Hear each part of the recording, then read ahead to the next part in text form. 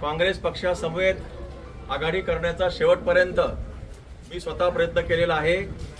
जिल्हा महाविकास आघाडीच्या नेत्यांना अर्जवे केली, काल संध्याकाळी सुद्धा विनंती केली।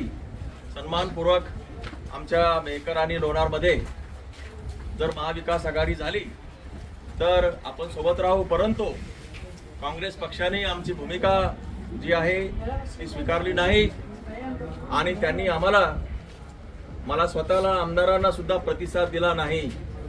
आणि या सगळ्या पार्श्वभूमीवर आम्ही शिवसेना उद्धव बाळासाहेब ठाकरे पक्ष हा सज्ज झालेला आहे। रंजना गोपाळ बचिरे या आमच्या नगराध्यक्ष लोणार या पदासाठी उमेदवार आहेत।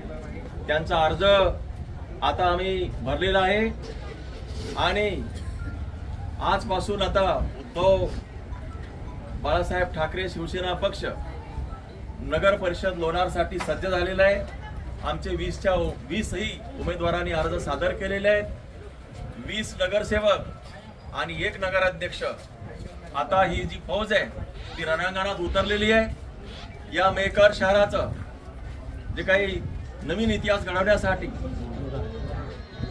मेहकर आम्ही स्वतंत्र लढतोय। लोणार शहराचा चेहरा मोहरा बदलण्यासाठी, या लोणार शहरावर झालेला अन्याय आतापर्यंत तो नष्ट करण्यासाठी आणि या लोणार शहरावरती ज्यांनी आतापर्यंत जे काही मागासलेपणाचे शिक्के मारले आणि त्याच्यामधून परावृत्त केलं नाही, बरेचसे प्रश्न आहेत। आता मी या ठिकाणी बोलणार नाही। या सगळ्या प्रश्नाला घेऊन आम्ही तुमच्या समोर येतोय।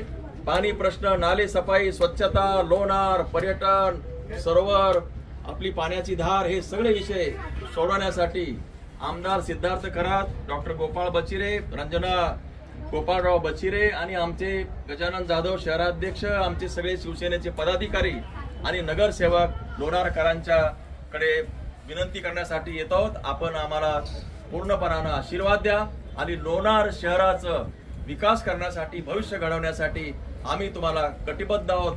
तो कशाही पद्धतीमध्ये, कोणत्याही परिस्थितीमध्ये पूर्ण करणार, हा जो काही प्रचंड असा जो काही आत्मविश्वास आमच्यामध्ये आहे।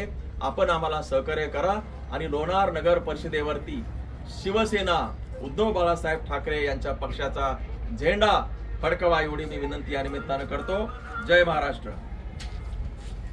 चला, आता मी निघतो।